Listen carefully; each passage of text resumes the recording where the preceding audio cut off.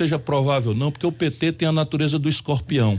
Sabe como é, né? O escorpião vendo uma grande enchente, o sapo sobrevivendo, ele ia morrer afogado, pede ao sapo para dar uma carona nele nas costas. E o sapo diz: não vou te dar carona porque se eu te der tu vai me ferroar e eu vou morrer. Mas como? Eu não vou te ferroar e morrer junto e tal. Aí o sapo achou razoável o argumento, deu carona pro escorpião. No meio da enchente, o escorpião ferrou a cabeça do sapo.